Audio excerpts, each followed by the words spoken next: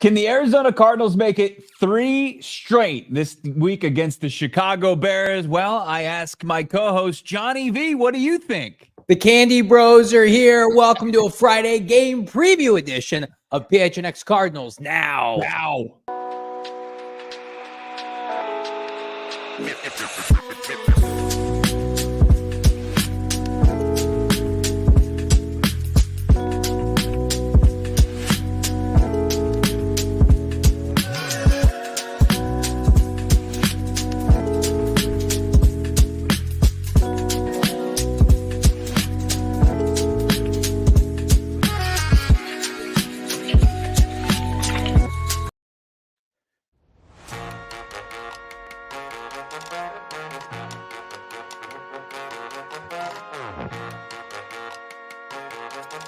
Hello and welcome in live from Studio K, presented by our friends at Circle K. It's the PHNX Cardinals podcast, your premier Arizona Cardinal podcast. Like and subscribe. Please a 5-star wherever you get your programming. Hope everybody had a happy, safe, and healthy. Emphasis on healthy, not too much candy. Halloween. I'm Johnny Venerable. He's Brack in Studio K. Damon, Dawg, producer extraordinaire behind the mic. We've got Craig Morgan, PHNX Cardinals beat reporter, joining us later in the program as we preview all things Chicago Bears at the Arizona Cardinals. This is your premier Arizona Cardinal podcast with a presenting sponsor, of course, on a Football Friday. It's our friends at Bet365. Download the app today. Bonus code PHNX365 when you sign up. Choose your offer. Find out why, whatever the moment. It's never ordinary with Bet365, Brack. Our sweet Damon Dog already 0 for 1 on his selection last night. And it was a spread that we were following with our friends over at Bet365 for weeks. Who knew it was a trap? I said it was a trap immediately. Like when I looked at it, I don't know. I couldn't see a world in which the Texans lost that game. And honestly, they shouldn't have lost that game. They had like 20 plus minutes of control time of possession in the first half to the Jets, like 5 minutes. They blew multiple field goal opportunities. I mean, that felt like the most like scripted line of all time in the history of the NFL. Is that what you're saying? You're saying that the NFL script it took you down in the odds makers? The script got leaked. It did. So all of us sharps knew that the Jets were winning last night. That's all I have to say. All of us that crush it on the draft scene or the betting scene knew that the Jets were going to win by multiple touchdowns. Sorry, Damon. Better luck next time. I don't get why didn't you just make it your hold or fold pick then? If you were so confident in it, why didn't you just go against Damon? Because they were a favorite. I don't take favorites. You go with gross underdogs because you're a sick boy. I'm a sick boy. I like candy. I'm a junk food maniac. We got so much to talk about today on PHNX Cardinals. I'm also 12 years old. All right. Jonathan Gannon met with the media earlier today. A lot of stuff, a lot of good stuff happened at that media availability. Notably, though, we found out things that otherwise we assumed. No Darius Robinson, right? Potentially no Jonah Williams now, even though he's back and at least looks like trending in the right direction ahead of the bye. Anything that you discovered at this presser that we didn't know? Anything that came to light as it relates to Big Darius and maybe his future with regard to this season? Well, I mean, they continue to be pretty transparent, even though, like, I guess we don't want to believe them. We just want to see Darius Robinson, 27th overall pick, back in the lineup and thriving. But, I mean, they've maintained for the better part of a week and a half that it's going to be a day-by-day situation from Nick Rawlis to Jonathan Gannon. They're not saying, like, hey, we expect him to be back or whatever. He's just hasn't been on the practice field since they designated him a return over 3 weeks ago after experience what Gannon called discomfort that following Friday and haven't seen him on the playing field since. Now, obviously, there's the tragedy of him losing his mother, but on the injury report, no longer do they have personal reasons, but just the calf.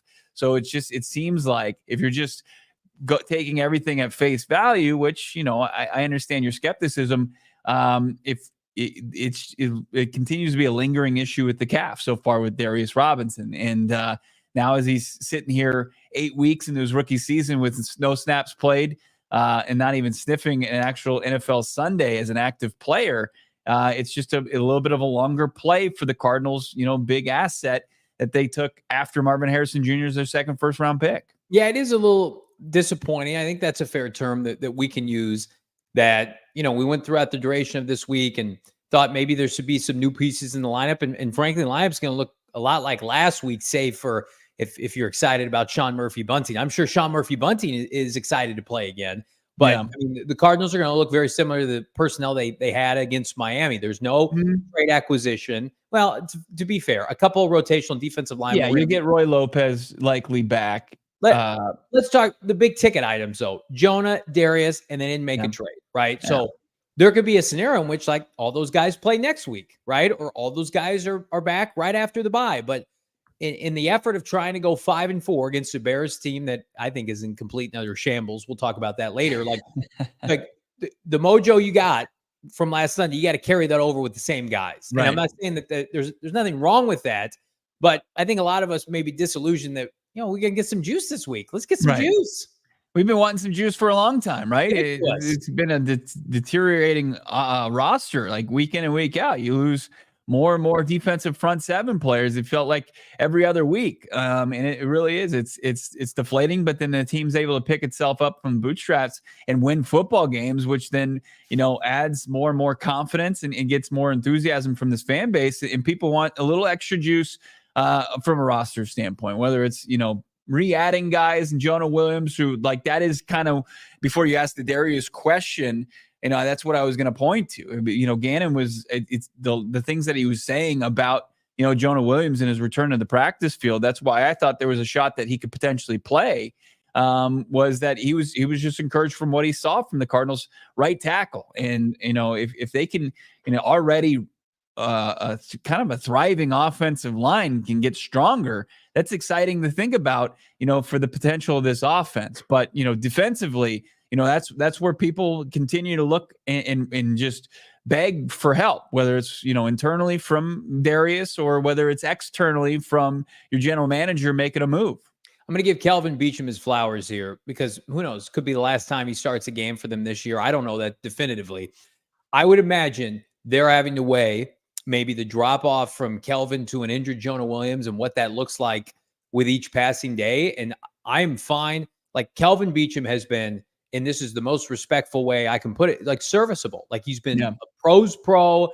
He's done everything you asked for. Like Kyler Murray's elusiveness or not, he's part of an offensive line that hasn't given up a sack in 3 weeks. So like my opinion of that unit is don't rush Jonah Williams back until he looks fantastic. You're like, perfect. Plug and play. Conditioning's in a good spot.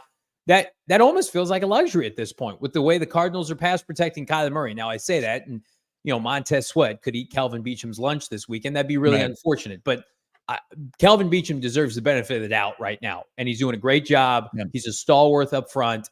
That like Jonah Williams to me, like when we saw him come off this week and practicing, and he was like mixing it up with some guys, like awesome. See you next week. See you after the bye. I think everybody would be good with that, because you've got somebody who's doing a solid job. Whereas on the flip side, like it's SOS pass rush. Please help us, please God, because Caleb Williams has shown when you rush 4, it's pretty good. When you rush 5 or specifically 4 with a plus edge rusher, he's pretty average to below average, right? Like this is a true matchup where a young quarterback that we're all high on in some ways, he can't take advantage of pressure yet. He can't find the spots in a blitzing defense. Like if you had like a quality pass rush this week, I think all of us would feel great about the Cardinal chances. I still feel pretty good about them, but if there's a defense, if there's an element defensively that Caleb Williams can exploit, it's sometimes what the Cardinals can do early in games where they're only rushing 3 or 4, and that makes a lot of us nervous. Yeah. Let me get back to the Jonah thing real quick. Just want to make another point on that. It's like with his, and I agree with you. I mean, serviceable is very complimentary, I think, of Kelvin Beachum, especially at this stage in his career, and what the expectations were or lack thereof after he was thrust into the starting role after the unfortunate injury to Jonah Williams. But Kyler Murray asked in his press conference this week, in the short time that he played with Jonah Williams, he's just like, I didn't have to think about the right side. I felt protected. It just felt like he had a wall of protection there, where I think that he understands and has had to help that side with his mobility, in the interim. And like, when you think about the times when this offense, and it's unfortunate that we're there, and fortunately because of this past weekend's performance against Miami, that they were able to kind of jumpstart things again. But like, the good performances from this offense was, if you go backwards, was Miami, Los Angeles, the Rams, and then Buffalo the first half.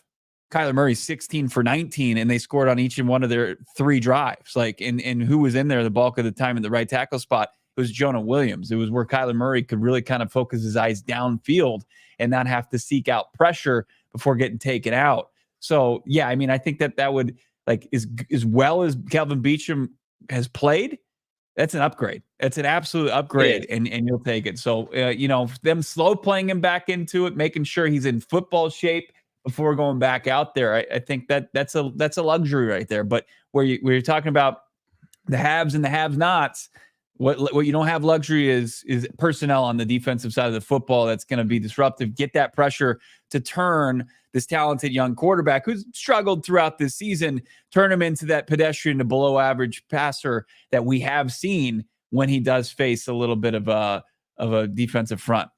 Kelvin Beachum right now, the 36th ranked blocking tackle in the NFL per PFF. He's got a 73 grade overall. So big congrats to Kelvin Beachum. We chatted with him at the Super Bowl this past year, and he was like, I want to start. I want to throw my hat into the mix. And then I think a lot of us were like, is he going to make the team? So those are the kind of players that help get you through a season. Defensively, not looking as strong. Let's take a look at the injury report for week 9, Bo. I mean, here's what I will say. And I just spent the first 10 minutes of the show crying myself to sleep over the fact they made no outside additions. If you look at the injury report for the Arizona Cardinals, they will be healthier than they were last week. Like, I think Sean Murphy-Bunting is playing. I think, would you be surprised if Roy Lopez and Naquan Jones didn't play? Yes, I would be surprised. They've been in practice all week. And it seems like that just seems to be more of a key than anything, as far as more so than their participation. I think that they'll be there in part of that, 5 to 6 player rotation on the defensive line. So, you're getting back to the usual suspects there. Obviously not, where you absolutely envision yourself being to start the season, with the additions of, Justin Jones, Bilal Nichols, and Darius Robinson. But now you've got, your plan B for the most part intact, where it's Roy Lopez, Naquan Jones, LJ Collier, Dante Stills, and maybe sprinkle in, Karice Tunga, and there you go. So that group has been fine. It's been enough to kind of not get blown off the ball and blown up by opposing offensive lines, and actually has been pretty decent against the run. So you'll take that. You'll take that group of guys. Well, we're going to talk about it here in the next segment, but the Chicago Bears offensive line is primed to be taken advantage of this week. They are missing some significant pieces up front. And, maybe this is a week we can get Zaven Collins going, among others. I do want to quickly touch on this. I got a text message from Bo Brack earlier today. And I was really happy for my guy, because, Bo's at the facility and he's grinding it out. He goes, you texted me and you go, unreal shout out today at the presser. I'm like, awesome, man. He's just sharing his dub with me. Gannon called him out in the press conference. And then he sends me this video. I think we have it. Let's go ahead and take a look here. Do you have favorite Halloween candy? No. I don't love to spike my insulin in 13 seconds. Johnny V probably does. He's probably crushing candy right now. Not winning behavior? Not winning behavior, man. Okay, so there's a couple ways to take that. For our audio podcast listeners, that was head coach Jonathan Gannon. Listen, I'm flattered. I do eat candy. I ate a lot of candy last night with my 9-year-old, my 5-year-old. I wasn't actively eating candy this morning. What was that, around 9 a.m.? I do have like some standards. Last time we spoke with him, I told him about my intermittent fasting. I'm sad that he didn't remember that clearly. And I'm a little bit concerned. His first reaction to any of us in the media, whomever is going to just be Candy Boy, is your boy here on PHNX Cardinals. But I guess I'll take what I can get, Bo Brack. The look he gave you, I'm sure you're just doing this. Oh, yeah. You were right doing one of these. Just relive that. Like, oh, yeah. You nailed him. Yeah, Yeah, my him. co-host is 12 years old. Hell yeah, brother. Got him. Poor We love Johnny's just he's got Reese's, wrappers and Kit Kats just all over his chocolate All left over on my desk. smushed on his face. He He's nailed the you. best. But yeah, that's good stuff from Donnie JD. Donuts trying to obviously he probably planted that question after Gannon said it was non-winning behavior to bring donuts to the facility to pass out and just was looking to kind of take himself off the hot seat. And this is where we're at. I do love like how disgusted he was that anybody would even ask him about candy, like consuming like children's candy. We don't have the clip, but he was asked about Halloween, some hard-hitting questions today in the press conference. Oh, wow. Great job, guys. About, when was like, did you enjoy Halloween? He's like, no, I haven't enjoyed Halloween since 3rd grade. So he's got some polarizing Halloween takes, but that was the follow-up. Donnie wanted to ask his favorite candy, and that was the answer. He crushed our boy Johnny V. It's fine. We can still be. How do you like going by that, by the way? Are you cool if we call you Johnny V from here on forward? Most people do. Most people call me Johnny V, actually, if you didn't know that. Only my close friends, though, like JG. Brothers make fun of each other. Brothers joke around. Easy no steroids saying peak male physique. I'm assuming he means JG. I'm gonna tell a very vulnerable story right now. I'm pretty sure this happened. Damon and I were sitting watching the Cardinals beat the Dolphins, and I was texting my wife throughout the game and trying to break down what was going on in the game. And all I got was a JG eyeball emoji, basically like the head coach is looking good. And now subsequently I see that and just, maybe I need to stay off the candy. Maybe this is a weird way. Maybe this was planted to encourage your boy. Like, let's get a little healthier. Yeah, look, I have no room to speak here. We shared a hotel room. You've seen the physique for the most part, Cruiser. But I mean, as far as where we are, as far as you changing your diet and pivoting every other week, it's probably not good for you. No, I do a lot of extreme dieting, the ones that you see at like 3 a.m. on infomercials. Crash dieting, yeah, 100%. If anybody wants to send me like semi-non-safe dieting, I know our new partners at HelloFresh are fantastic. I should probably just fully embrace that. But I'm just going off the deep end. Like, what are the get-rich-quick schemes of dieting that I can do? That's what I'm looking for. Ponzi schemes. Damon, you're among America's youth. What are they saying out there in the youthful 20 streets out there, Damon? In terms of what's healthy, what's good to eat? Like what would be the quickest way for me? I'm 36 years old. I'm 5'6". I'm about 160 pounds with various degrees of muscle mass. What would you say, like, what would be my best bet to just really get ripped and shredded like JG? I'd say starting off, you got to finish your steaks. I think that's first and foremost. That's a huge key component of this. But just fill up on the superfoods, Johnny. Yeah. What's ironic about this entire thing is no one puts garbage in their mouth like Bo Brack. And Johnny's the one getting called out for it. Oh, Bo, you're junk food guy. Wow. Your dad diet. You think you're friends with somebody and then just give them an open mic and they just want to throw you completely under the bus. Well, that's what we do. We're Damon and I are. I'm gonna get roasted by the guy who just put down an entire thing of Panda Express in a matter of 10 minutes. Got 300% of my daily sodium levels. Here's the deal. This is 100% factual. Damon and I are a couple of short kings. I'm shorter than Damon, but we're short. We're considered short kings. Bo is over 6 foot. He doesn't deserve it, yet he's able to carry his weight well and just be a garbage disposal. If I ate like Bo Brack, you'd have to roll me around like the kid from Willy Wonka. All right, we got more stuff coming up here on a Friday preview edition of PHNX Cardinals. Drop a like on this video, not only for our fun stories here, but also with our friends at Desert Financial Credit Union. Speaking of JG, how about the official credit union of the Arizona Cardinals, PHNX Sports, and the Venerable household? Cha-ching, cha-ching. That's because for more than 84 years, Desert Financial has been Arizona's largest, most trusted local credit union, dedicating and creating exceptional experiences by giving back to the community and providing financial solutions that make lives better. They help tailor your financial goals and needs. Your dreams can come true with Desert Financial. Meet with them, talk with them. This is not a transaction. This is not a one-off. This is a relationship. Checking, savings accounts, mortgages, loans, credit cards, investment options, and more.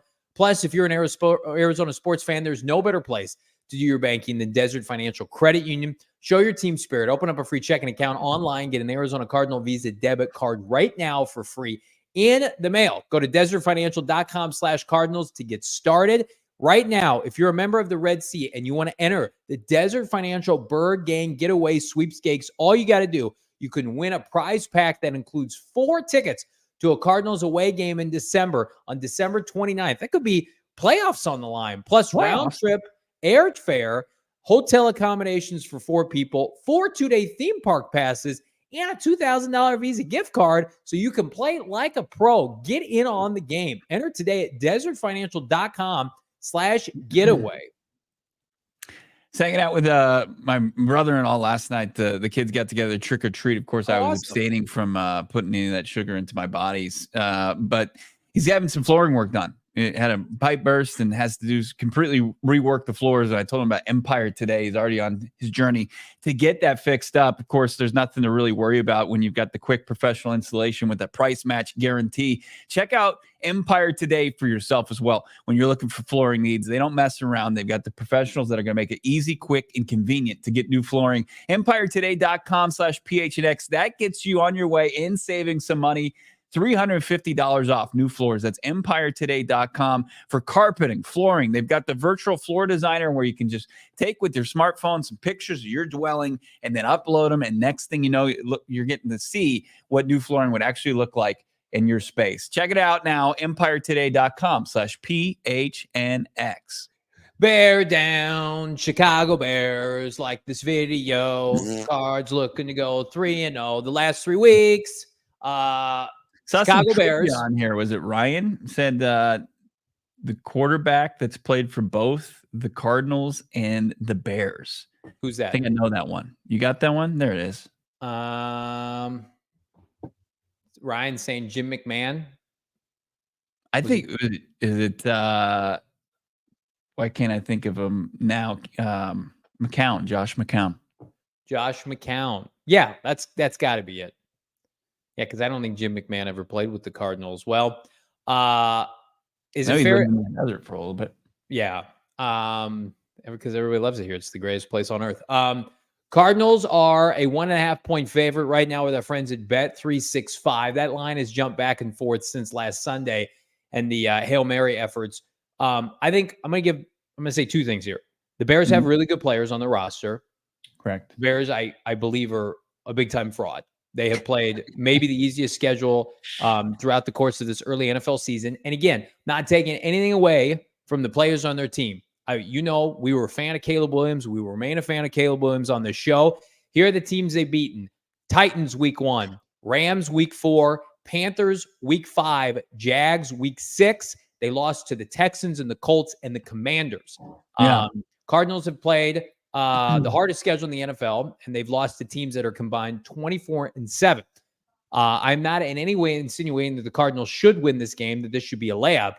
But the Bears, to me, they are very much, if I look down the end of the schedule, I think they're going to be right around a 7, maybe 8-win team. And I think Matt Eberflus is on an incredible hot seat, especially after last week. But, I mean, give me your scouting report. You've been making the rounds with Chicago media. Like, how are they feeling post the disaster that was that Hail Mary? And really, like, had they won that game, they'd have a lot of juice going into this week. Now it feels like they're week to week, like they could bail on their head coach. Well, if you pit it against the immaculate vibes around this Arizona Cardinals team that has won back-to-back games in walk-off fashion to even the record at 4-4, I mean, you couldn't be more of a stark difference.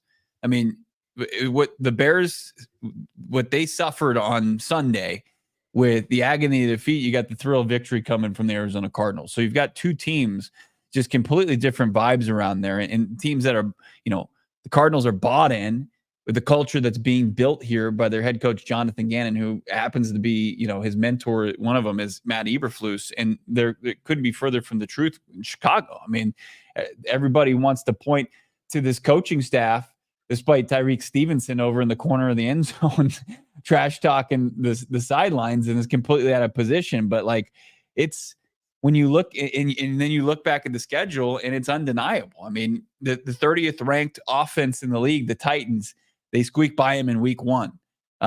They lose to the Texans, who have their own problems. They lose to the Colts, and then they're able to beat up on the Rams just like the Cardinals did. And they beat up on the Panthers like everybody does, and beat up on the Jags like everybody does. And then they lose a tight one to the Commanders, where they went basically 3 quarters where they couldn't score any points. So I think that there isn't a whole lot of confidence in this group coming in. But I think that there's always that kind of underlying, like, okay, Caleb's talented, this roster's talented. They can at some point put it together. It just hasn't completely meshed outside against some bad teams. So it's tough I would assume, for a fan base to like really wrap their arms around this team. Yeah. You add in the fact that Matt Eberflus, after last week, is 3-17 on the road. Let me repeat that. He has won 3 of his 27 road games, 20 road games as an NFL head coach, dating back to the last 2 years. That's not nothing. And who are the QBs he faced? How about this? If you take out Thursday night games and international games, he hasn't won a single road game stateside on Sunday away from Soldier Field. So international games don't count. And wasn't the quarterback group that he faced like Joshua Dobbs with the Vikings and a couple of Dobbs threw 4 picks. That was we were hanging out for GM Espo's birthday that night. I remember, and they barely won that game. They barely won. Yeah. And then they beat 2 other backups. They beat the Patriots. Yep. And they beat the living hell out of the Commanders last year, who were a bad team. Right. They have not beaten on the road an NFL quality team with an NFL quality starting quarterback. And that's we have 2.5 years of Eberflus now. So I mean, the Cardinals, to me, like, you also don't want to be on the wrong side of history here of letting the Bears, have any, because I do. Don't you feel like, Bo, we going into this game, like Cardinals jump out to an early lead, like Bears might be like, that's it for us. We're done. Like we have this bug on our back. It's carried over from last week. Like, you almost have to do the same thing you did. Who is going to rally the troops if they go down? That's the question. Like, because I think, especially with a loss like they sustained on Sunday, and it starts to pit players versus coaches. Like, who's going to be the voice that everybody's going to, when things get a little rough and you're facing adversity and you're going to halftime and you're down, say 2 scores. I mean, and it has to be Caleb Williams. I was going to say that. Because I just don't think that it resonates from a coach at this point. Illini McGee, I know the Bears defense is legit. I think they're one of the best in the NFL. We had Baldy on earlier this week. He said it's the best defense that they faced. Now, who have the Bears faced that they've shut down that's an elite quarterback? Like, I think their best defensive effort this year came against Stafford and maybe CJ Stroud, but like Daniels last week, even though he's going with the rib injury. He barely practiced last week. But again, I'm going to take the Bears defense against a rookie QB. But our friend of the program, Mina Kimes, was on NFL Live earlier today. I don't know if you guys saw this, and basically broke down that Kyler Murray watch TV during the day like you do, but sorry, I'm a big time scumbag. Kyler Murray is completing 78% of his passes at 10.4 yards per attempt, and has the the first best QBR in the NFL against base defenses. Who runs a lot of base defense? The Chicago Bears. So again, like, Drew Petzing knows that. Jonathan Gannon knows that. Theoretically, this is a good matchup for the Cardinals.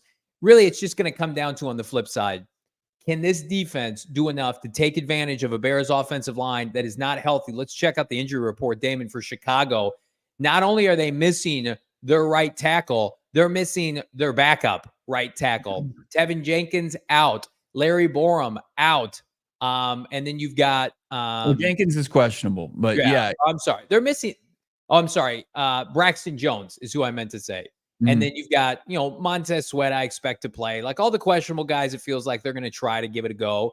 But I mean, Sweat didn't participate in practice. They rested him today with trying to get him ready for Sunday. So that's a big thing to monitor. And I think, when you look at, and when this Bears defense is talked about, their success, it starts with when Sweat came over from Washington, over a year ago. And, they've had all this success, and he's kind of been the one that has led the charge there. If he's not able to go, that's a unquestionably huge loss. I'm here to see people in the chat saying, don't jinx this game. Like, here's what I'm not going to do, K2. Like, I'm not going to sit up here and say that the Cardinals are some world beater team, that all of their issues have been fixed, that they're going to go on a run and win out. But I also do feel like, and I felt this way for most of the year, like I think the Cardinals match up really well with Chicago. And I don't see Jonathan Gannon losing to 2 rookie quarterbacks this year. I think Jaden Daniels in that game was an anomaly based on his mobility, which is clearly a problem right now for the limitations that the Cardinals have at edge rusher. Caleb Williams is not like the caliber of runner as Jaden Daniels. He can extend plays, but I think when you watch Caleb Williams play quarterback for Shane Waldron, it looks a lot like Tua at times. It's a little erratic. There's mistakes that happen. Now, Caleb's got a much better arm, and his splash plays are off the charts. But like the Cardinals, I can't imagine Jonathan Gannon getting torched, Nick Rallis, by another rookie quarterback at home. Like, these were games before the year, if the Cardinals wanted to make the postseason, that you had to have, that you're just like, our defensive head coach, the scheme that they run, the different looks that they have. My concern, though, is like, is it just going to be personnel? Is it going to come down to who can get home or not? Nick Rallis saved those last couple blitzes for the final possession against Miami, and it worked, right? Are we going to be back in that same position where you've got to kind of reserve some of those looks for the fourth quarter? Yeah. I want to welcome Skeeter. He said he listens and watches our friends over at CHGO who are en route for their CHGO field trip with our friends over at True Fan Travel. He's got Eberflus, Eberfluk, and Eberflu. Not great nicknames. But look, I hear you. Like, I think that's what it really is going to come down to, as far as, can the defense, is this defense, and I can feel that people, skeptical about it. Like, can this defense, does it have anything on that side of the football to be able to expose where Chicago is hurting right now on the offensive line? And now they were able to do it back in week 2. That was a long time ago, especially personnel wise. You don't have Dennis Gardeck. This used to be, you would flash the Gardecki signal up into the Phoenix sky, and he would show up for 3 sacks against an undermanned offensive line. He's not even here any longer. So who's going to be able to rack up those sacks and take advantage of a potentially down offensive line? It's going to be, the Cardinals, it's going to have to maybe come interior wise, from, Roy Lopez, Dante Stills, who have been able to get home in situations against, softer interior defensive lines or offensive lines, or like you're going to have, Victor Dimukeje take advantage of it where it's unique production from an unknown spot. Victor Dimukeje should not be anybody's go-to at this point in the season with respect to him, but he did have the best game of any edge rusher last week for this team. He was around the football. He was in Tua's face. I would imagine Victor Dimukeje is going to get opportunities this weekend. Zaven Collins, to me, just until it turns around, like, you're just not a viable guy to ask to rush the passer. And that's not a knock on him. I know people are like, don't be critical. He's got 1 sack, guys. He's an edge defender, rotational guy, and he's got a nice little contract, and I'm happy for him. Not a little contract. That's disrespectful, but he does well against the run. He does well in coverage. In a perfect world, he would step up and throw the right tackle to the ground and sack Caleb Williams. Does anybody think that's going to happen this weekend? Like, that's why we're putting out the bat signal, not for Dennis Gardeck, but we got to facilitate something here in the next, 72 hours plus. But here's what I don't want to have happen is they lose Sunday and everybody's going to be like, well, you can't trade for anybody now. I'm like, come on. The Cardinals are going to be within a possession to win this game, and a pass rusher could have helped this week. Yeah. Coming off Miami, pulling the trigger on a deal, getting somebody in, getting somebody up to speed, that's asking a lot. Look, if they're going to make a deal, and Monti Ossenfort was on the flagship Cardinals radio station today saying that they're working the phones. It feels like he even said, like, we're going to focus on the game this weekend So he's putting a pause on that until Monday. So I know you probably hate that. You're probably dying inside just hearing that, but you're gonna have to wait till at least next week. And I agree with you. Like if you lose and you drop to 4 and 5, it still doesn't take you out of the conversation for making it. No. You got built like ESPN, and we don't love it's a 4-letter word on this podcast for other reasons here. Bill Barnwell is probably one of their most respected NFL writers. The Cardinals were on the front page of ESPN.com yesterday. And Bill Barnwell is like, this team is looking great. Kyler Murray's fantastic. They need to go out and get an edge rusher. And he said they need to be buyers. I mean, like when other people who don't watch this team regularly are saying like, Cardinals, you get some players. They can go on a running or they make the playoffs. Like you and I got to carry the water here because we watch this team every day and we want this team to improve for this fan base. But like Cardinals, again, we got how many days? 4 days till this trade deadline ends. I don't want to throw bad mojo out there. I'm going to be very disappointed if we're sitting here Tuesday afternoon doing a show and he didn't do anything, especially if it leads to a loss this weekend. The Suns were not the Suns. I'm sorry. The Cardinals were so poorly run, previous years. Barnwell, it felt like he was doing an annual roast on what they were doing roster wise. And now for him to be complimentary at this point in what they've done and what they've accomplished, in the offseason and in the regular season now, for him to be like kind of championing them a little bit and just saying like, hey, go, it's imperative you make a move. That just adds fuel to that fire a little bit. It's not just coming from fanboys like Johnny, who, when they put down their Snickers, are saying, "Hey, I need an edge rusher now." For the last 2 months, huh? Snickers boy. Here's the reality of the situation: Cardinals are favored in the next 2 games. I don't want to hear about the fraud Jets. I know they get 10 days off. The Houston Texans had no players last night, and the Jets are a joke. We're gonna get to the Jets next week. I still love the Cardinals in that game. Cardinals are favored in these next 2 games. Cardinals via Vegas. Vegas is telling you right now the Cardinals should be 6-4 entering the bye week. I mean, could you imagine if we would have come on the show in July and we did the schedule prediction and we were like, Cardinals are gonna be 6-4 entering the bye? Everybody would be like, what are you talking about? The Cardinals are not winning 4 straight games. Put your pom-poms down. Oh, I already said that. Yeah. These guys just love to talk up the team. Max 7 wins. If they're 6-4 entering the bye week and they don't make a move, I think we're all going to be like, what a missed opportunity. If they're 5-5, people are going to say that's a huge missed opportunity because unlike Chicago moving forward, Cardinals' schedule lightens up quite a bit. Well, look, if you lose this game and it's a victim of not being able to get home against this Bears offensive line, that's a huge indictment. It's like, well, who are you going to get home against the rest of the way?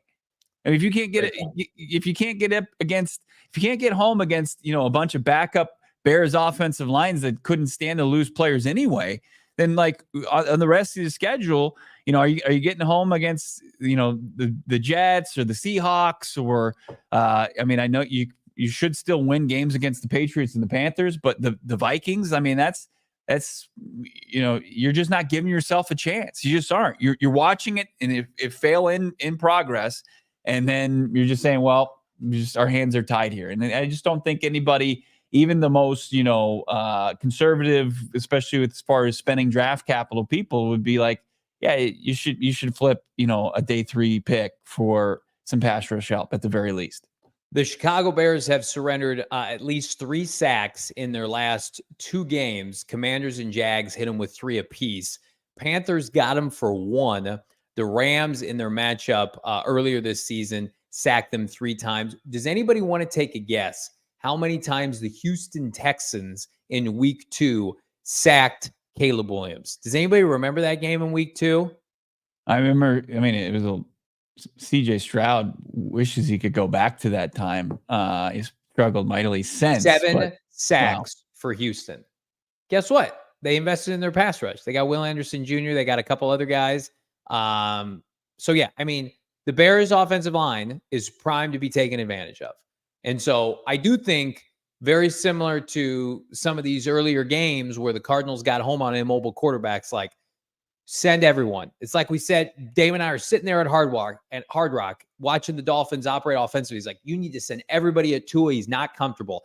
Same thing with Caleb Williams. Like, I'll take my shot down the field, make him make the best throws possible. I don't want to see Caleb Williams go off as the Arizona Cardinals rush for it. We've got Craig Morgan right around the corner. Plus, super chats, and game predictions up next on PHNX Cardinals. But first, I want to tell you about our friends, America's Thirst Stop, Circle K. I was over there today saving money, filling up my gas tank. It's prime walking around weather, but I want to make sure I have a full tank of gas and snacks and goodies alike. Join the Inner Circle for free. It's the free new membership program. All you got to do, super easy to download. Just enter your email and your phone number. Bam, you're enrolled. After that, all you need is your phone number to get the deals. How about the 25 cents per gallon, your first 5 fill-up deal? How about 3 cents per gallon every single day? That's what I did. I've had the Inner Circle for months. I'm still saving money. Again, snacks, deals, thirst, it's met, it's matched. 79-cent Polar Pops, Froster. I know we'll be hitting up that this weekend en route to some premium college football and the NFL. Join the Inner Circle for free today. Do it right now. Pull out your smartphone, mobile device, download the Circle K app, start saving money. Terms and conditions apply at participating locations. Visit CircleK.com, Bo, for more details. You looking for most elite tailgate in town? About Chicken and Pickle right there in the shadow of State Farm Stadium out in Glendale. You can RSVP right now. Go PHNX.com/events. Get yourself out to Chicken and Pickle. We got your entire PHNX crew out there. It's not Johnny and myself, but it's the rest of us hanging out, having a good time, playing some pickleball, eating some great food, drinking crafted cocktails and the beers that they have on tap there. They got the exclusive bar area for PHNX tailgates, merch giveaways, yard games, drink deals. Check out the tickets. Go PHNX.com/events. Of course, we got the PHNX trivia night going down at Chicken and Pickle as well. That's November 7th at 6:30. You think you've got the most knowledge in the Valley as far as Valley sports, Cardinals, Suns, D-backs, maybe some of your college teams. Check it out. Chicken and Pickle, chickenandpickle.com as well for more information.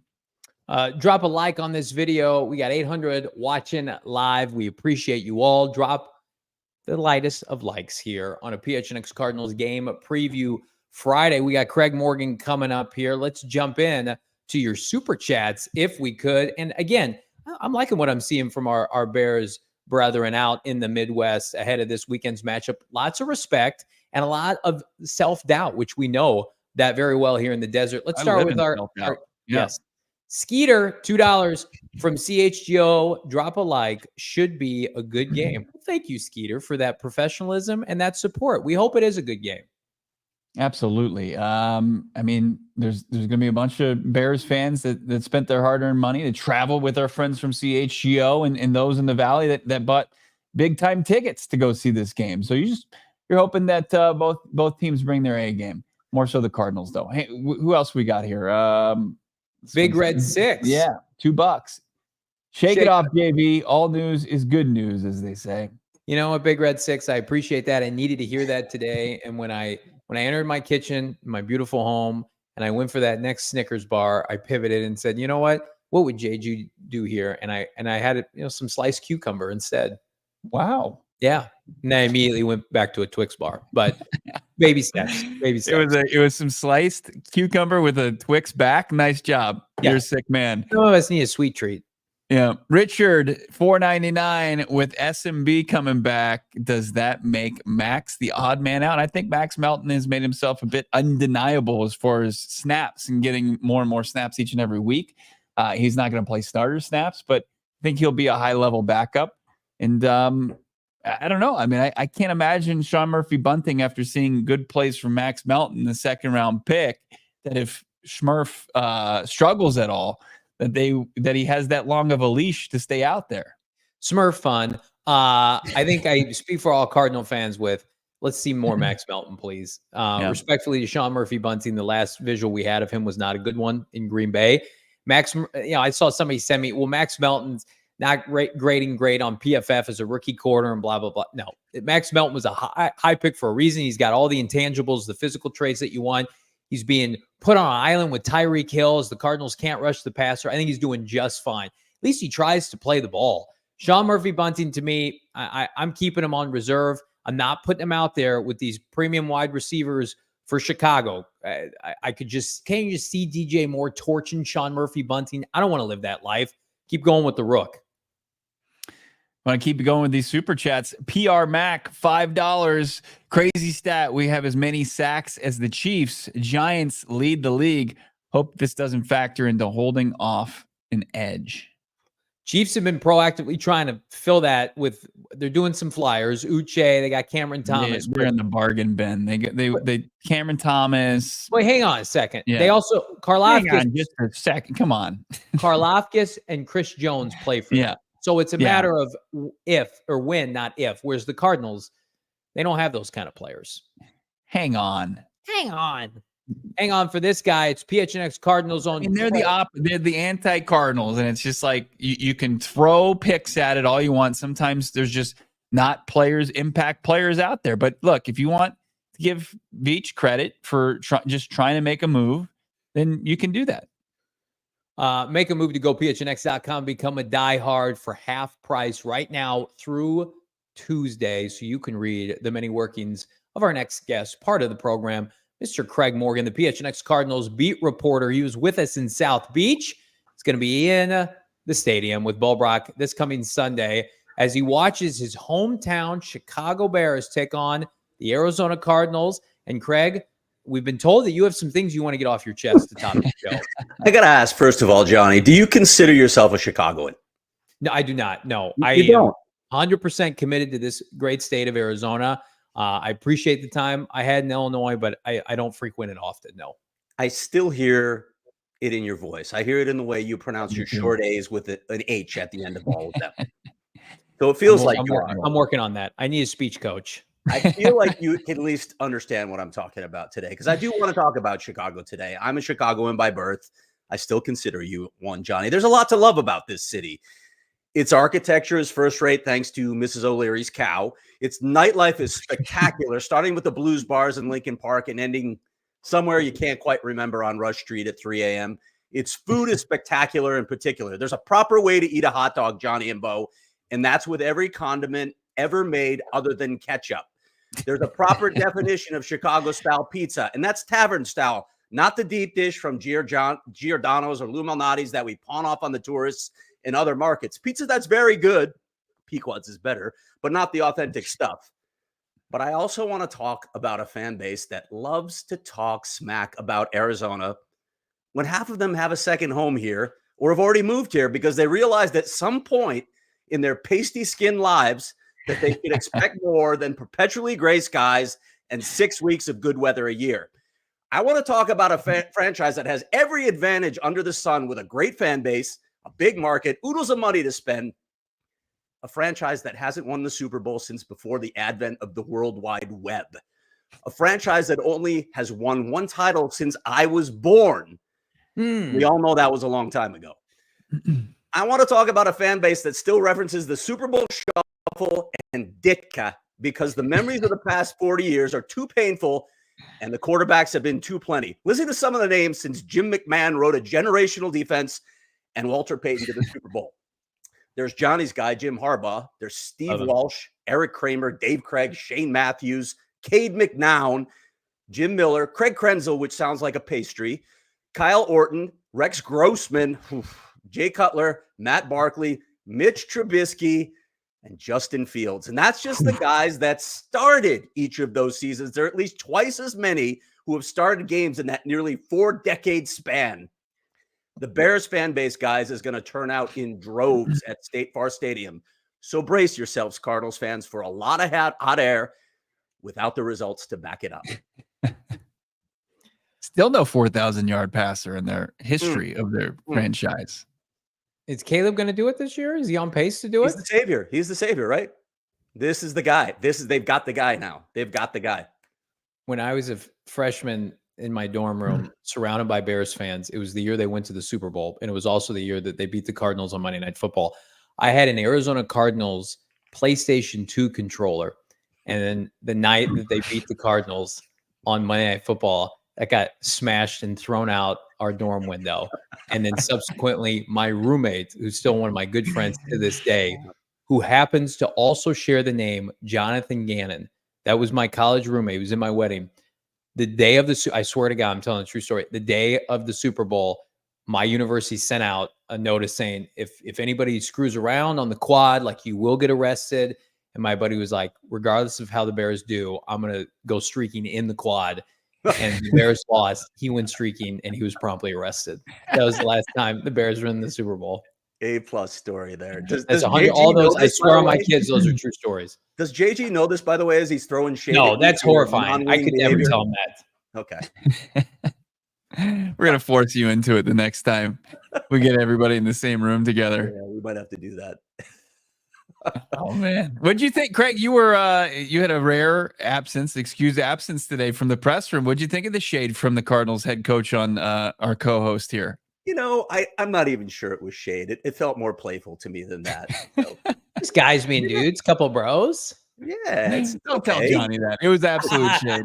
We all know Johnny was in the gym in Miami, so he's taking care of things. He's taking care of things. Probably a lot better than the rest of us. So, Greg, let's I just told put it that for out us short kings, Bo doesn't understand. It's hard, man. We want to dabble on some snacks and some treats, some sweet treats once in a while. We carry it twice as long as our 6 foot and up brethren. So, you know, True. JG doesn't know that life. Bo doesn't know that life, right? You and Damon and I, it's a struggle every day. Yeah, I agree with you. I'd like to see some sensitivity from JG the next time we talk. So I might bring that up. I appreciate that. Same He's with our trying to make co-host. Johnny a better person, as he said. He's Gannon's my life coach. Somebody said that earlier to me. He's indirectly coaching me on my life. So we'll pick that up, I'm sure. Great stuff. Great At stuff. the combine. All right, so let's get into this game. Greg, we previewed it earlier in the show. I think Bo and I are cautiously optimistic here. The Cardinals can keep it going, primarily because Matt Eberflus has been absolute dog walked on the road as the head coach of the Chicago Bears. 3-17. They're coming off the most embarrassing loss of the NFL season. They have barely practiced this week. They were doing multiple walkthroughs. Like, this is teed up for the Cardinals to win this game, is it not? Yeah, Matty Eberflus is in danger of being dog walked right out of town. Let's just lay that out there. They have had, and this goes way beyond. I was talking to Adam Hogue from our great sister station in Chicago, CHGO, about all of this. This has been a storyline since week one, and really even going back to last season. There was talk that they might replace the coaching staff. Then you bring in a rookie quarterback, you want to align him with the coach. You want to make sure that all syncs rather than having to make a change midstream, which the Bears have done with many of the names that I just mentioned. You don't want to do that. You don't want to get into a situation where you're changing coaches and OCs every couple seasons. It makes it really hard on a quarterback's development. But then you start to look at some of the decisions. And again, it goes beyond the Hail Mary, right? And your cornerback who's busy chatting or taunting the fans in the corner of the end zone instead of paying attention to the final play of the game. You can look at the play before that where they just decide to give him 13 yards. Sure, here you go. Let's get you in position for that Hail Mary instead of defending the sidelines and forcing you into the middle of the field. How about handing off to a backup offensive lineman on the goal line when you're trying to win a football game? There are so many questionable decisions by this coaching staff. Yeah, they're feeling it right now. They're under the gun. You've been saying this for a while, Johnny, but when you look at the schedule, when you look at the teams that the Bears have played, we know now it's out there. They've played the easiest schedule in the NFL. They're 4-3. I don't think this team is very good. I don't think this offense, at least, is very good at this point. I think this is a great opportunity for the Cardinals, who are feeling it right now. They're riding the high.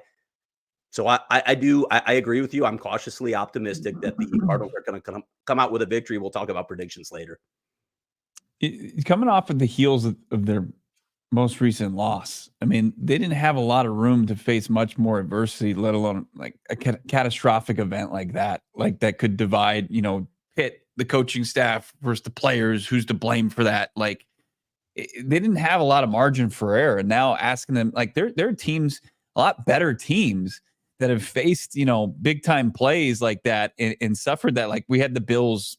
They lose a brutal game to the Cardinals, and they're able to make a positive from it. But they had Josh Allen, who was an ascending player, where you've got teams that were destined for the postseason and suffer a play like that, and they can't get back on track. So it is really going to be interesting to see like who steps up in the face of adversity for the Bears against the Cardinals team that has strung together 3 wins in their last 4 games, especially with them coming home for back-to-back games as well. So This is a strange matchup, no doubt about it, because I think it's undeniable that the amount of talent that they added on this roster the last couple of years with some premium draft picks, some good moves from Ryan Poles.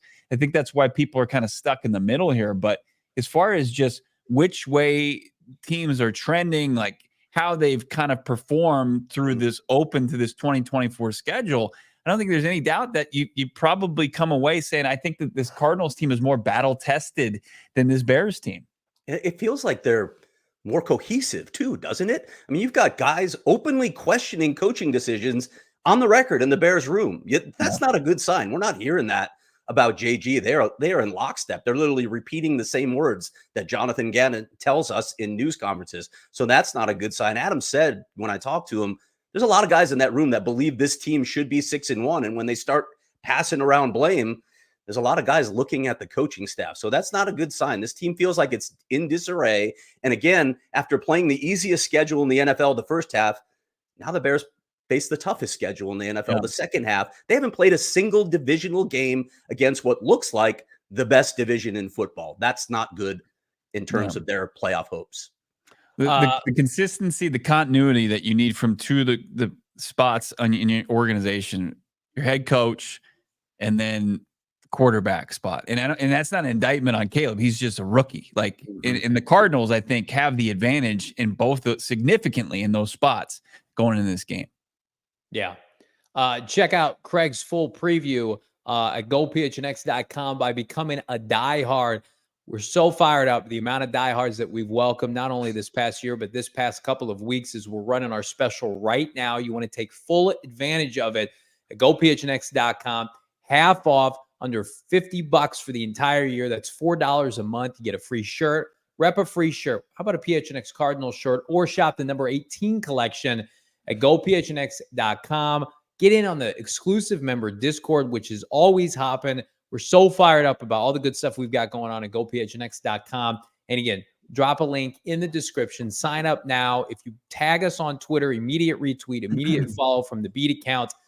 GoPHNX.com is where you want to be. Plus, if you're watching with us on Samsung, with our friends on Samsung, jump on over to GoPHNX.com as the show continues here. As we get into it, let's do it. Game predictions, X factors, player of the games, all that. Craig, I'm going to defer to you, my friend. Let's get things started. All right. You guys are going to throw shade my way now when you see my picks, probably. Okay. Going out on a limb here.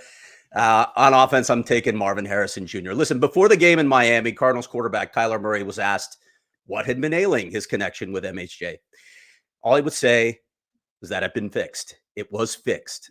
There was one miscommunication between Marvin and Kyler early at Hard Rock Stadium in Miami Gardens. After that, they were lights out. Now, I know that Jalen Johnson is one of the best corners in the league, and I know that the depth in this Bears secondary has been impressive, even though they haven't had do everything, nickelback, safety, whatever he is, Jaquan Brisker, for like a month now. But the Miami Dolphins pass defense was ranked number 1 in the NFL going into that game. They had Jalen Ramsey and Kendall Fuller patrolling the field. They were hopped up on Tua sauce, and Marv still lit them up. If Kyler says the issue's fixed, I'm going to take him as a man of his word.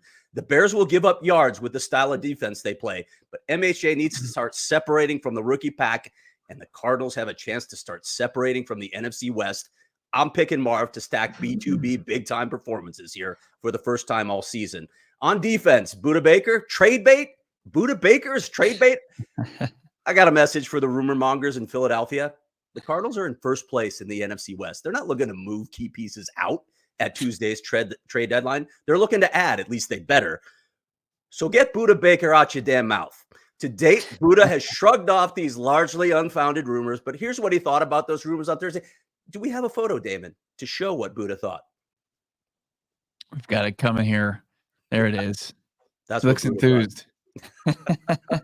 When Budda was younger, he said he didn't go trick-or-treating. He just liked to wear scary costumes and scare kids. He doesn't do that anymore because he has kids of his own. But Budda's playing for his next contract, and Budda's playing for his family. On Sunday, Budda's going to haunt the Chicago Bears. And for my ex-pick, Chad Ryland, something to keep in mind for Sunday's game. The Bears have the best red zone defense in the NFL. That was on display against the Commanders, who didn't find the end zone save for the coaching staff's incompetence and Tyreek Stevenson's immaturity on a last-second Hail Mary. Opponents have only scored a TD on 36.84% of their trips into the end zone against the Bears. I think the Cards are going to move the ball here. I think they will find the end zone a couple times, but they may have to rely on the NFC Special Teams Player of the Month just a little bit more. I smell 3 more field goals from Chad Ryland, who has only missed 1 kick of any kind since arriving in Arizona. Could one of those be another game winner? Cardinals 11 for 11 in goal to go situations. They have scored 11 touchdowns in that spot. The Bears are best defensively in that. So it's strength for strength. Should be interesting to see how that plays out. But you guys following my Chad Ryland that I had last week, no big deal. No MBD on Chad Ryland. We are followers, yes. Who do we want to go to next here, Johnny? You want to go or you want me to go? Well, Bo Brock, you keep it going, my friend. All right, because this is pretty much, I copied Craig's work and just tweaked it a little bit so I didn't get caught by the teacher here. Yeah, I'm going with MHJ in this game because as far as the coverage is, very similar to what the Dolphins like to do coverage-wise as far as cover one, cover 3.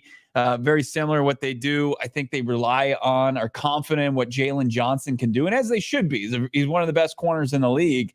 Are they going to maybe try to see more one-on-one man coverage with what Marvin Harrison Jr. and this array of Cardinals playmakers are doing? I think they can continue to take advantage of that. And it was an arrival for Marvin Harrison Jr. last weekend.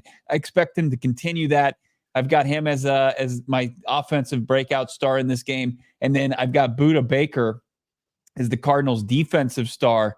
Can he slow down a Cole Kmet? Can he be slow down and create some negative plays in the run game? They're going to need it. So Budda is my defensive player of the game and my X factor. I'm just trying to give some love to the Cardinals punter and Blake Gillikin. He's been so good, so nails as far as flipping the field for this when the defense or when the offense isn't rolling and there's potential of that going against a really good Bears defense. Can he pin and put Caleb Williams in this Bears offense in an uncomfortable spot backed up against their own end zone? And I think Blake Gillikin's been so great, especially the last 2 weeks in doing that against the Chargers and the Dolphins and wins, that he's going to have to be for a 3rd straight week. So he's my X factor in this game. I like it. I think special teams is very appropriate for all of our X factors, frankly, because it's been one of the best special teams units in the NFL, and it's helped them play this field position game. I'll keep the good times rolling here as we continue our preview on a Football Friday. Feels like James Conner gets back going this week. Miami, I thought he played well, but his numbers weren't indicative of that. I thought there was a garbage holding call at the end of the game against Paris Johnson Jr. I think Miami, the officials tried to keep them in that game. Thankfully, the Cardinals had other plans through the air. He did tackle the defender. No, that was a pancake. Learn ball. James Conner gets back on track this week. I think the Cardinals really want to grind out Chicago's front and then work off a play action. And I don't foresee James Conner having 2 kind of underwhelming games back to back. And then defensively, last week, I thought the front 7 played as better as well as it could, given the talent disparity. The Cardinals linebackers have been low-key very good. Mac Wilson, Kazir White. Kazir White in particular looks fully healthy coming back from that torn bicep last year. He's got to be everywhere. They're going to try to feed Cole Kmet underneath. They're going to try to keep DeAndre Swift out of the backfield, dump off screen passes, limit the big plays. White, safety valve, does a tremendous job for this defense. Captain stalwart. And then I'm going to double down with Craig. Chad Ryland, I apologize. You are our hero, our football Lord and Savior. You are en route to our GMS post. Said should we just hang his jersey from the rafters? Do you retire his jersey at this point? But in all seriousness, knock on wood, and I'm going to jinx it, and everybody knows I'm going to jinx it. At what point do you just say, "Hey, Matt Prater, we're good for now"? You gotta ride this out, right? I think that's a different conversation. But at no point, if this kid continues to do this, and it's not like he's some scrub. He was a 4th round pick for a reason. Right. You don't just reinsert Matt Prater when Matt Prater is healthy. That's not how 40 it works. years old. Yeah, at 40 years old. I mean, even though Prater was 6 for 6 on his field goals. He was awesome too. That's a tough Wally Pip, man. But it is. But I hate to say that a kicker's performance is going to bleed into the team, but I feel like it is a little bit. He's got some vibes going right now. There's confidence in this guy. Not to mention he's got such a big leg. Ride it out. You got to ride him. Yeah. The clutch factor. I love Prater.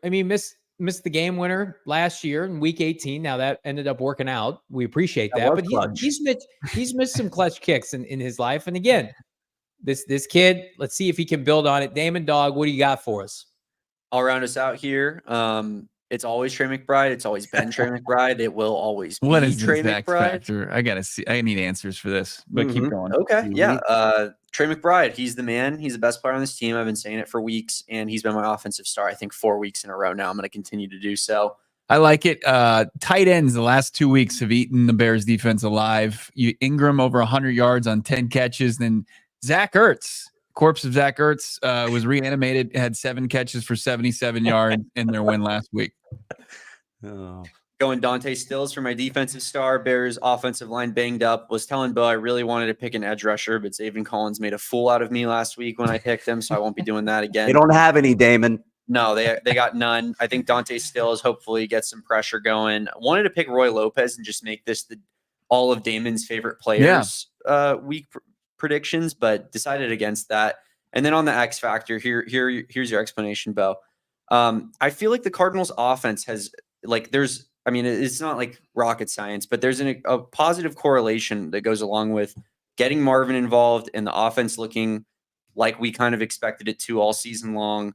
They've been very one-dimensional, I think, when Marv's like not getting involved. Like he kind of is the dynamism in the passing game. So I just like Marvin Harrison Jr. to, if he has a big game, I think the Cardinals put up a respectable point total. If he has kind of another bad outing, then I think they put up average to below average point totals. All right. I don't hate it. Do you guys all accept Marvin Harrison Jr. as an X factor? Yeah, I mean, listen. He's had some pretty quiet games this year. He really has. When you go through this roster and the front seven is so depleted, like you got to do some unconventional stuff with your like sneaky X factor. You can only put Garrett Williams there so many times for this team. It's like, I don't hate it, Damon Dawg. Let's get to our predictions here on a football Friday. And I don't know if this is a good thing or a bad thing. You guys are crushing it in the super chats. Yeah, we're going to get to those. I got to have full disclosure here. I just want everybody to know the score. I have missed on my last 4 predictions. I'm 0 for my last 4. So it pains me. I mean, I just want you to know that I'm just calling them like I see it. I don't want to have to go off of, some jinx or reverse jinx or anything like that. I'm sorry. What are you trying to say? I guess some people play by different rules here, Johnny. I guess we do. I am I 3-0 in my last 3 predictions? I think I am. I think I'm 3-0 dating back to the Packer game. So he's on fire. To each their own. Let's see the predictions, Damon Dawg. Real quick before I throw him up there, I just want to say somebody fan this man off. He's on fire right now. God. I hate you so much today. These predictions that me, Craig, and Bo put together in particular, this is completely organic. None of us knew what each other's predictions were going to be when we sent these in.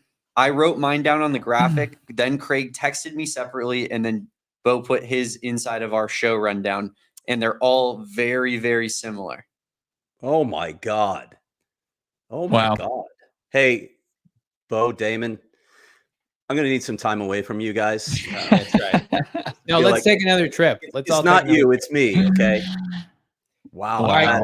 That's crazy. Craig, walk us through your prediction, my guy. All right, here we go. I took a trip to the CHGO website today while Bo Brack was appearing on every broadcast media outlet in the Windy City. They have 7 guys making predictions on this game, guys.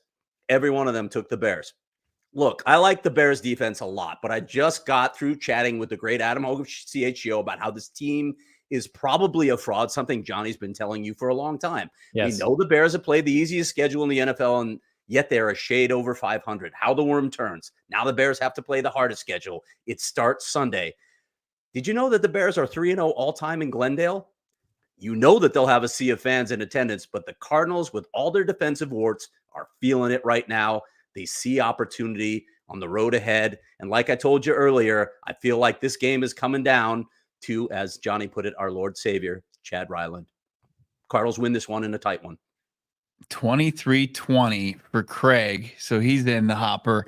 I've got the exact same score, 23-20. I should have gone 24-23 because of the obviously the infamous Denny Green game, just to flip the score there in a Cardinals victory. But I went 23-20.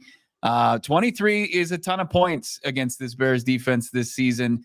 I don't think they've yielded more than that. I mean, they've just been nails. You can say who have they faced, but still, they don't pick their opponents, and they've gotten the job done. But I think that the Arizona Cardinals offense, especially with what kind of it presents itself as far as the coverages they're going to face, I think it bodes well to them continuing their hot streak or parlaying back-to-back solid offensive performances. And then is Caleb Williams and crew going to be able to get back on track? Like Johnny said at the beginning of the show, can you get out to an early lead? It might be enough to bury this team. So I like the Cardinals. I'm going to go with the hot team. As I said, like the consistency at the quarterback positions there for the Cardinals, and the continuity and the leadership from the head coach is there with the Cardinals more so than the opposition coming into town. I like your conservative approach, and in all actuality, that's probably the appropriate response. I feel like I'm getting such an advantage at head coach.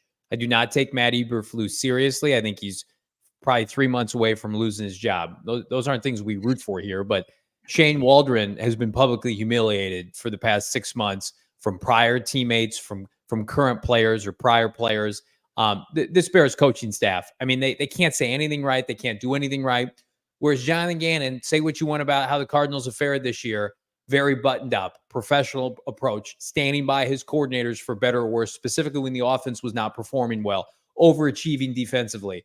So I have the head coach advantage, and I sure as hell have the quarterback advantage right now. I've got a top 3 QBR in Kyler Murray, who is playing at home in a place he's comfortable playing.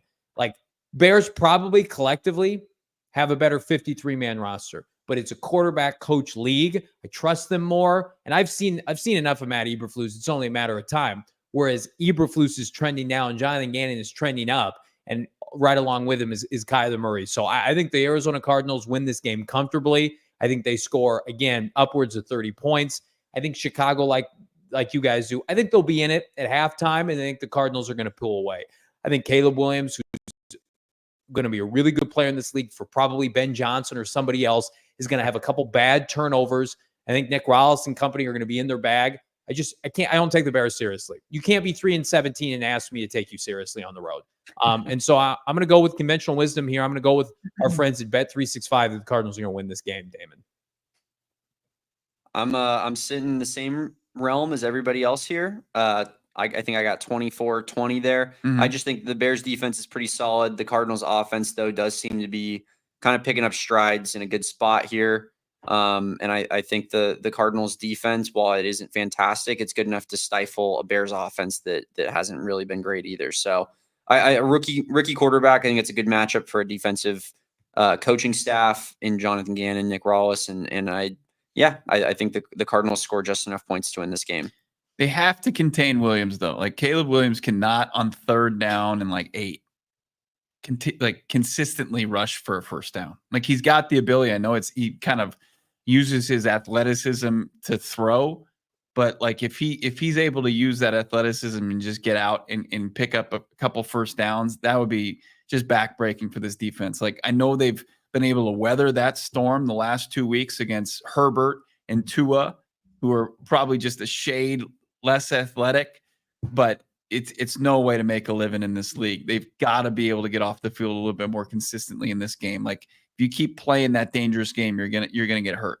He does move well. 34 carries, 216 yards on the year, 6.4 yards per carry, and really been using his legs each of the last 3 weeks, especially against Washington and Jacksonville.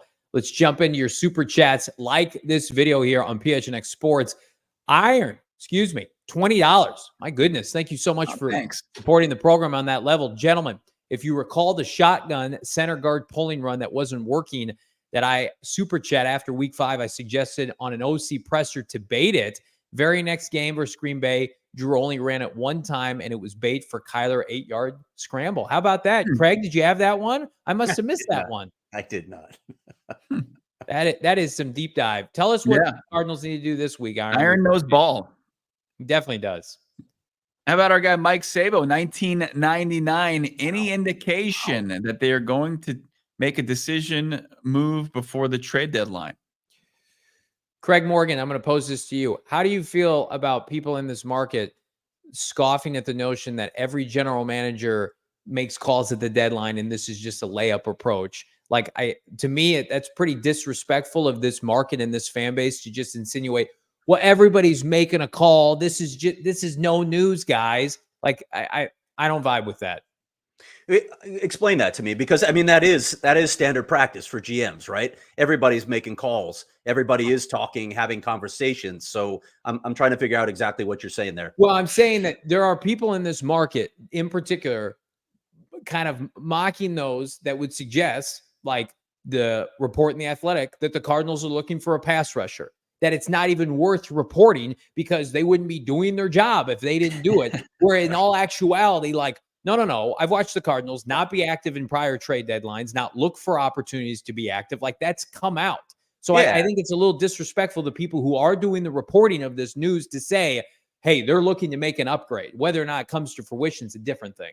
Oh, I agree with that entirely. Yeah, you have to report that. I mean, and especially if you know that it's a specific position rather than, we're looking for help wherever we can find help for, we'll upgrade anywhere we can. That's more superficial. I don't want to hear that. But if you have specific news that you're trying to improve a group that obviously needs improvement, you put that out there. I would love to see follow-up questions.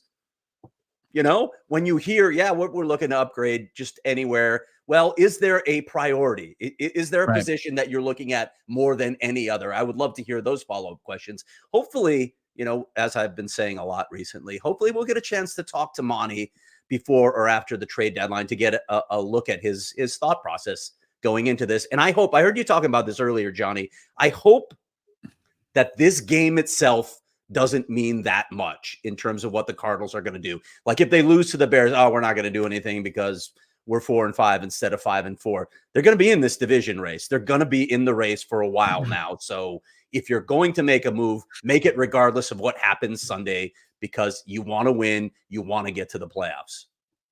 Just hit 100 likes. Let's get that up to 300 likes for this preview show. Let's check out Patrick, who's crushing it with $9.99 in the chat. Can we scheme up some pressure on fraud god Caleb? Can Sugar Plum Prince Marv break through D? K1 outplay this year #1 pick? What say you, sickos? You guys rule, and I look forward to these Friday pods. Cards by 10. Love it, Patrick. Thank you so much, man. Great super chat there. I think we all be disappointed if Kyler Murray didn't outplay Caleb Williams. Kyler Murray grossly outplayed Tua last week. He didn't outplay Justin Fields last year, which was unfortunate. Right. That made this podcast sick for months. Given the circumstances of what was happening, Justin Fields was basically a running back that game. He was missing wide open throws. And Kyler Murray didn't have his groove yet from an ACL. Now he's like a top 5 quarterback in the NFL. I think it's almost a damn mandate that Kyler Murray outplays Caleb Williams for you to win this game. That has to happen. Loso, $2. How does a guy who paints his nails rally men? I think that doesn't matter what you look like, what you do, you can resonate with people by how you lead and how you play. So I think that just my opinion, guys. You can. How do you respond? I think that's what really Chicago's looking for from their quarterback. They saw the disgust on his face when with most of the sideline there outside of Keenan Allen, who was caught on camera smiling. But like Caleb Williams, like how do you respond after a game like that? Can you lead these guys? I think that was the big unknown. Like they knew the skill set was there. A lot of people knew the skill set coming from USC, but USC with that defense, with other variables that went into it, just they weren't a serious team last year. And Caleb Williams was still able to win a Heisman, and then in the next season keep himself in the position to be the #1 overall pick. But can he be the leader that you need from that position at this level? And I think it's asking a lot after going into his 8th start to have to be that guy, but we'll see if he shows signs of that. Peter, $10 super stickers. Thank you so much, Peter. If you got a question, drop it in the chat. Let's get dub number 3. Dub. RQ199. I'll pose this to Craig. Are the Bears an LOA from Eberflus's hot seat? Officially hot. Like, hey, you're gonna be gone in 2 months. I don't know if it's one loss because there's a lot of season left to be, but like Adam was saying this earlier today, you can look at the fact that they haven't played a divisional game one of two ways. You can certainly say it's going to be a gauntlet. It's going to be really difficult because they are quite arguably the fourth best team in a 4-team division. But you can also say your opportunity is in front of you, right? You can control your destiny by playing those divisional games. So I don't know that it's one game, but clearly that chatter is already out there. That chatter was out there, as I mentioned earlier, after last season. So he's got to get things rolling here. I don't know if there's a playoff mandate for the Bears, but they better show progress. They better be in it. As Adam said, when you go into Green Bay, a team they haven't beaten 10 meetings, that game better meet something in week 18. Remember, they went dark after the last season. Like, we didn't hear from the Bears decision makers for it's like 48 hours. They put themselves in a bunker and made a decision as far as what the path forward was, and they came out of that deciding, okay, moving off Justin, we're staying on the coaching staff. And that was a polarizing decision with all of the things that Craig outlined there. Like, Matt Eberflus survived a very hot seat after last season, and it's remained warm. I mean, after this game, they've got an opportunity to get back on track against the Patriots. So, like, he's got the ability to survive this season, but, like, what's it going to take? I mean, that's the ultimate question. Like, if they go 8-9, does he get run out of town? Yeah, 100%. You got to have a winning record, and then also the optics of what does the rest of the division look like? Because I think they'll probably end up splitting with Minnesota. I don't see them beating the Packers or the Lions. I think they're going to get swept by both those teams, regardless of where those games are at. Richard 199, Richard the diehard. Love you, my guy. Got my taco truck T-shirt today. Third shirt from the merchandise locker. Appreciate you, Richard. Richard's sporting his gear on Twitter. Check it out. And great endorsement of the brand because, again, phenomenal shirts, breathable, wearable. I wear them every day, friends. Thank you, Jim Nance. Yes. Yeah, it's sorry, guy. The dude Brooks, he just tweeted us his math tee, which is a good looking tee as well. Yeah, it's a good looking one. Still can't get that number 18 jersey. So the 18 collection, really the only way to rep it. Z Warlock, $5. This is just a super sticker. Oh, there we go. 2717 cards. Love that. Let's keep it going. Iron's back. Cards need to stop 3 consecutive run plays. So far this season, when they run 3 in a row, the third run almost always fails. That's a good little nugget. I think I would like to see them throw deep to Marvin again. Craig and Bo, how do you feel about that? Let's run when it's acceptable to run. But last week, the Cardinals scored, and they scored in a hurry when they got 18 and 85 and 14 involved through the air. Yeah, I agree. And I said this earlier when talking about Marv. I think those opportunities are going to be there in the passing game. The Bears do give up yards. Look at the yards that the Commanders had. I know they didn't get into the end zone until, that play, but they gave up a lot of yards. Like it was gross, the number of yards they gave up. So I think those opportunities will be there for Marv. Josh wrapping it up here, $4.99, Johnny. JV drives a Prius, and my Sugar Plum Prince Marv catches 2 TDs on Sunday. We'll have 100+ receiving yards, too. I think half that's going to be right. I drive a Mazda CX-9, brother, and I'm checking out a Sanderson Ford truck. But I wouldn't say no to a Prius. I'm outside of our friends at Sanderson Ford. I'm not a big car guy. As long as it runs, I can drive it till the wheels fall off. But nothing wrong. Johnny and I don't need big cars. We don't need big cars. We don't. I have to get on a step. What are you guys insinuating here? To get into Bo's truck. Bo's truck. I've seen maybe the largest vehicle in the greater Phoenix area, where everyone needs a lift kit to get in. We need our own individual lift kits to get in. My guy. Everything is jacked up too? Do you have it jacked up? No. I put on some climbing gear. Yes, it is. I have the largest lift I'll kit. take a photo of it when it's parked at the Cardinals practice facility, and yeah, I may Photoshop it a little bit to embellish, but I'll let y'all know what Bo's driving these days. I was heading out of our office the other day, and people were like, "You're gonna go climb, one of our many mountains here in the greater Phoenix area." I'm like, "No, I just gotta go get in Bo's car." That's what happened. Bo might as well drive around in the Gravedigger, the monster That's truck. Right. Yep. Pedro 199 CX9 and doesn't truck. finish states. You don't know monster truck. El Toro Loco. I looked up famous monster trucks. I got it right in front of me, brother. I can reel off about 20 more if you want. Oh no. Pedro, call me out because I drive a CX-9 and I don't finish my stakes. The Mazda is a beautiful vehicle. And you just punish Candy, according to Gannon. Gannon just knew that already, and I'm just like, come on, my guy, don't call me out. I already get called out by my family. You're like Marshawn Lynch after scoring a touchdown. You're just guzzling skizzles by the handful. My 5-year-old fell asleep or didn't want to get out of the wagon last night. So, I'm going up there with my son. I'm like, this is for my 5-year-old. And they looked at me like, sure, middle-aged man, is this candy for you? And I'm like, it will be. Got to pay the tax. Am I right? Everybody drop a like on this video. We got 1,000 people watching. Should have 1,000 likes. Please, please, please subscribe to PHNX Sports here on YouTube and subscribe to the PHNX Cardinals podcast wherever you get your podcasts. We're coming off back-to-back big months, our biggest months to date because of all of you, and we appreciate that so greatly. And it's going to be a fun weekend. We've got full content coverage throughout the course of this weekend. Of course, pre-halftime and post-game, the two gentlemen to my right will be at State Farm Stadium amongst the sea of hopefully red and not blue. Damon, Dawg, myself, and Britton Golden. We're going to have all the action for you in studio on Sunday. Bo, can the Arizona Cardinals make it 3 in a row for the first time since 2021? Oh my gosh. We've got it as far as our predictions go, but we'll see you all out at the Chicken and Pickle tailgate. Also going to be making a stop over at our CHGO's tailgate over there in Westgate, but it's not as cool as ours at Chicken and Pickle. You got to check it out for yourself. PHNX, go PHNX.com/events. Check out Craig and Adam Hogue collaborating on the Outside the Nest article and then the preview article tomorrow, Craig.